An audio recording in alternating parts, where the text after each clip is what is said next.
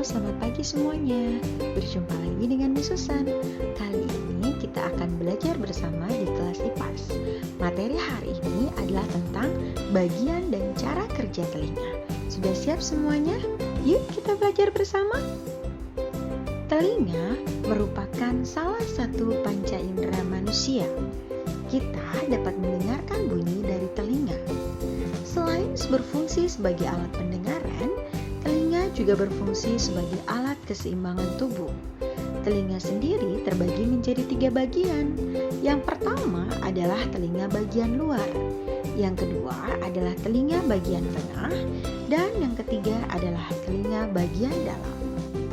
Berikut ini Miss Susan berikan materi tentang bagian-bagian telinga, cara kerja telinga, dan penyakit atau gangguan yang terjadi pada telinga. Sudah siap semuanya?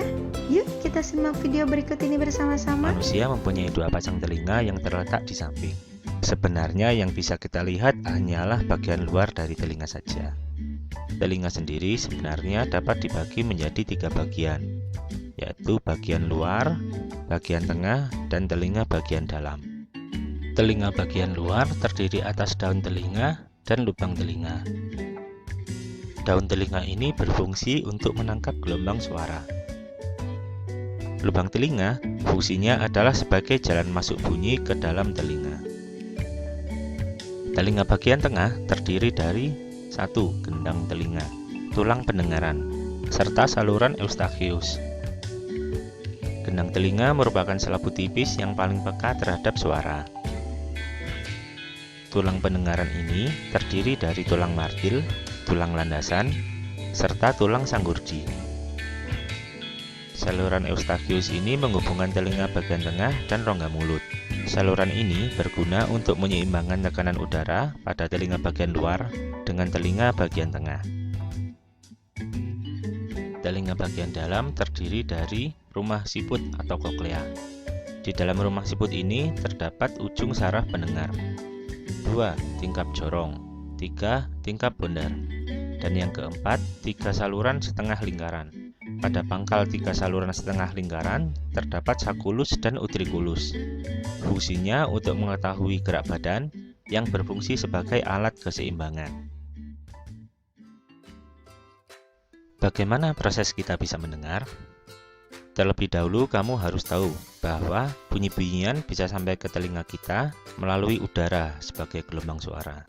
Karena itu di luar angkasa kamu tidak akan bisa mendengar suara karena tidak ada udara di sana.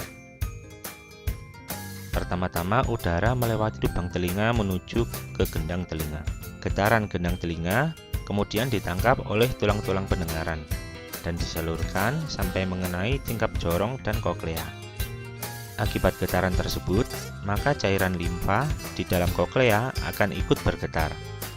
Getaran dalam koklea akan ditangkap ujung saraf pendengar dan disampaikan ke otak. Kemudian otak akan memberitahu kita apa yang kita dengar.